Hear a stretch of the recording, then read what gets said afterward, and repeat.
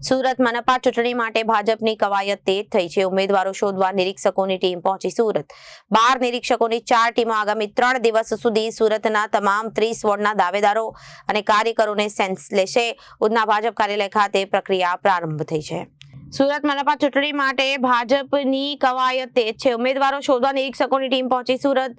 12 નિરીક્ષકોની 4 ટીમો આગામી 3 દિવસ સુધી સુરતના તમામ 30 વોર્ડના દાવેદારો અને કાર્યકરોને સેશન્સ લેશે અને ઉધના ભાજપ કાર્યાલય ખાતે પ્રક્રિયાનો પ્રારંભ આજે વોર્ડ નંબર 1 થી 12 ના દાવેદારોને સંભાળવામાં આવશે। ગુરુવારે વોર્ડ નંબર 13 થી 24 ના દાવેદારોને સંભાળવામાં આવશે અને સાંભળવામાં આવશે। અંતે શુક્રવારે રહેલા વોર્ડ નંબર 25 થી 30 ના દાવેદારોને સાંભળવામાં આવશે। દરેક બેઠક દીઠ 3 સંભવિત ઉમેદવારોની યાદી તૈયાર કરી ભાજપને પ્રદેશ ભાજપને સોંપવામાં આવશે।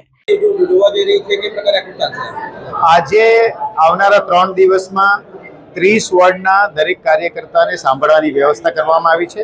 આજે પહેલા દિવસે 12 વોર્ડની ટોટલ 4 ટીમ, દરેક ટીમમાં 3 સભ્યો છે અને સવારે 10 વાગ્યાથી રાત્રે 10 વાગ્યા સુધી દરેક કાર્યકર્તા પોતાની વાત રજૂ કરી શકે એની વ્યવસ્થા સુરત મહાનગરે કરી છે। આજથી શરૂ થઈ, નિરીક્ષકો આજથી જ આવ્યા, સવારે 10 વાગ્યાથી રાત્રે 10 વાગ્યા સુધી સાંભળશે। Bureau report, Janadesh news.